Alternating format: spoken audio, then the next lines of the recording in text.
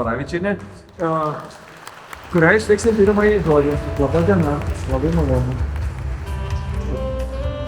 Aš tik tai, būdama, kada jisai buvo 3,5 metų, aš maždaug supratau, kad greičiausiai jis bus kažkas biškelį daugiau.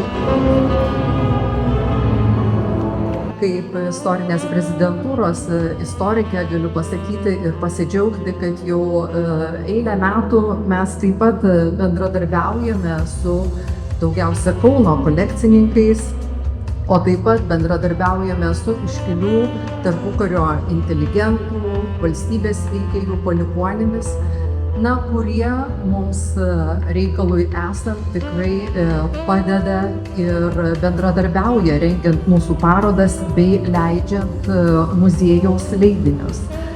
Ir manau, kad taip pat ir ši knyga atsirado iš pono Dariaus noro savo kolekciją atverti visuomeniai.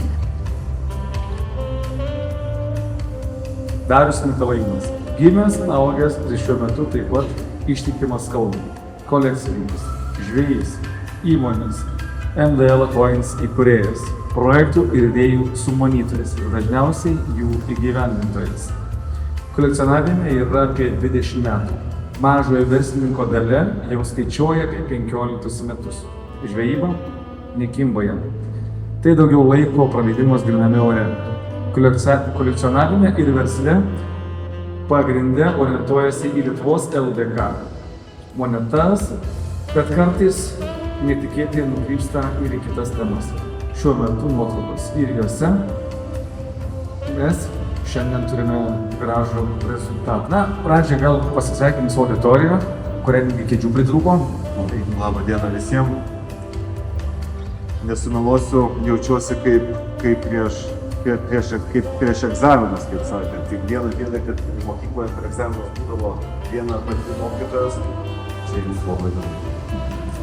Ir šią savaitę, kai pirmą pasėdau savo knygą į rankas, buvo laimės pirmos kelnės anksčiau.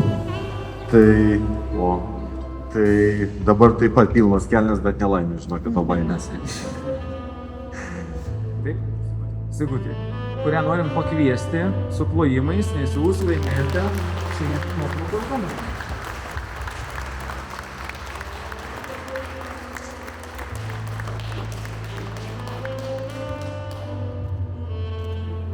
Dar kaip susijusi su savo? Mano tėvelio dėdė, mano tėvelio tėvelis yra brolis Smetonos. Tai tėveliui dėdė, o aš jį, kaip sakant, seneliu vadinu, nes abudu ir Motiejus, ir Antanas pagal tėvelį aš jais seneliais vadinu, nors iš tikrųjų tai man yra mano senelio brolis prezidentas.